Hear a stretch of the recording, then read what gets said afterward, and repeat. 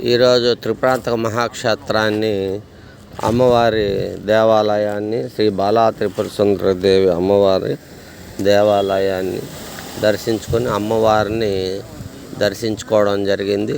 అమ్మవారు చిదగ్నిగుండంలో స్వయంగా అమ్మవారు వెలసి ఉన్నారు.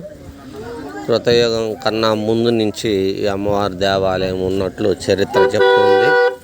అలాగే ఈ యొక్క దేవాలయము అనేక యుగాలుగా త్రిపురాసుర సంహారానంతరం అమ్మవారు చిదగ్నిగుండ స్వరూపిణిగా అవతరించి ఉన్నది.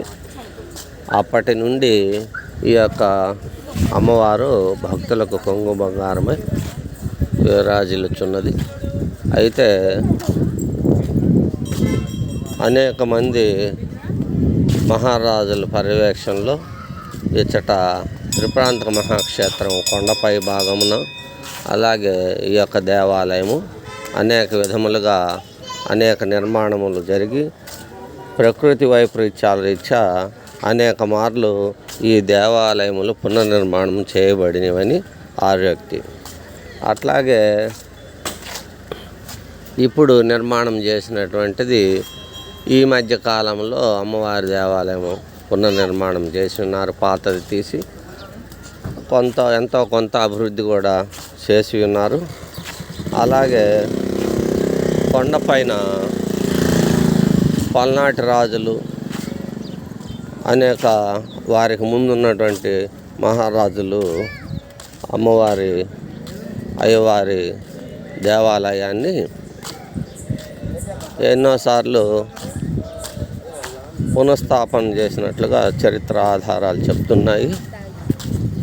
ఈ తదుపరి వీడియోలో కొండపైకి మనము వెళ్ళడం జరుగుతుంది స్వామివారిని దర్శించుకోవడానికి. ఇచ్చట నుండి అమ్మవారి దేవాలయము తటాకం నుండి మనము ఈశాన్యం ఉత్తర దిక్కుగా ఉన్నటువంటి అమ్మవారి దేవాలయము కొండపై మనకి దూరంగా కనపడుతున్నది. ఇచ్చటి నుంచి మనం దర్శనం చేసుకొనవచ్చును. అట్లాగే కొండపైన ఉన్నటువంటి త్రిపురాంతకేశ్వర స్వామివారి ఆ కొండ వెంట, ఆ కొండ వాలు వెంట ఎర్రగొండపాలెం గ్రామానికి, ఎర్రగొండపాలెం పట్టణానికి వెళ్ళడానికి రహదారి ఉన్నది.